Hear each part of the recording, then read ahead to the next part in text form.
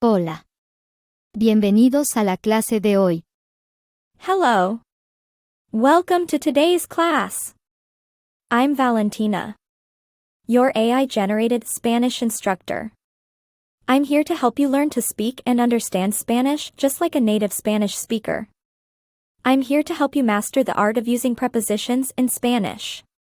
But before we get started, I have a very special offer for you. If you are sick and tired of using apps that make you sound like a gringo whenever you speak Spanish, and you want to speak and understand Spanish just like a native speaker, in the description of this video you'll find the link to get free access to learning Spanish like crazy, the original version. And you can get this app absolutely free with a trial subscription to Audible.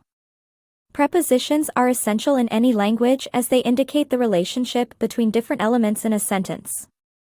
In Spanish, prepositions can be a bit tricky, but with practice and guidance, you'll be able to use them with confidence.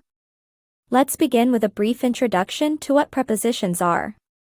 Prepositions are words that link nouns, pronouns, or phrases to other words in a sentence. They help us express location, time, direction, and relationships between objects or people. In Spanish, prepositions can be classified into several categories: prepositions of place, prepositions of time, and prepositions of movement. Let's start with prepositions of place. These prepositions are used to indicate the location or position of something or someone. Some common prepositions of place in Spanish are En, sobre, debajo de, al lado de, entre. Let's learn how to use them in some sentences. El libro está en el estante. La carta está sobre la mesa. El gato se escondió debajo de la cama. Mi casa está al lado del parque. El hospital está entre dos edificios. Next, we have prepositions of time. These prepositions are used to indicate when an action takes place or the duration of an event. Some common prepositions of time in Spanish are En, a las, desde, hasta, durante. Let's use them in sentences. Voy al cine en la tarde. Ella llegó a las 9 de la noche. Mi padre es doctor desde hace 5 años. Manuel trabaja hasta la tarde. Las tiendas están llenas durante la Navidad. Before moving on, make sure you click that subscribe button in the lower right-hand corner, and then click the notifications bell.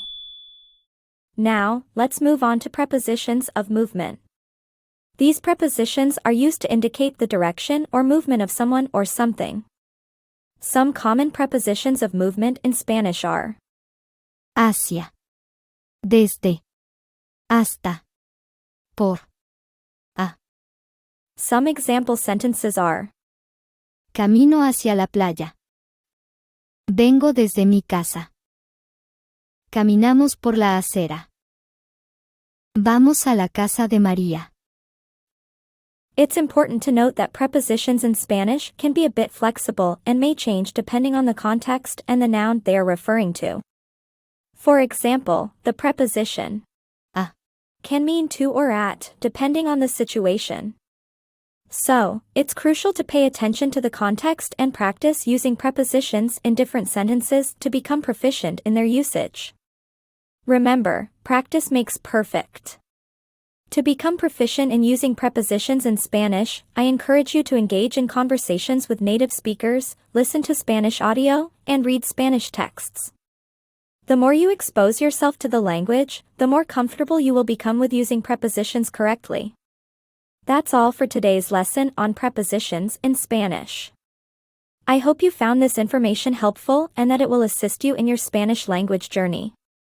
Before you go, I want to remind you that I have a very special offer for you. If you are sick and tired of using apps that make you sound like a gringo whenever you speak Spanish, and you want to speak and understand Spanish just like a native Spanish speaker, in the description of this video you will find the link to get access to learning Spanish like crazy, the original version. And you can get this app absolutely free with a trial subscription to Audible. So click the link in the description and get your free copy of Learning Spanish Like Crazy, the original version. Muy buena suerte. Y recuerda, la práctica hace al maestro. Hasta la próxima.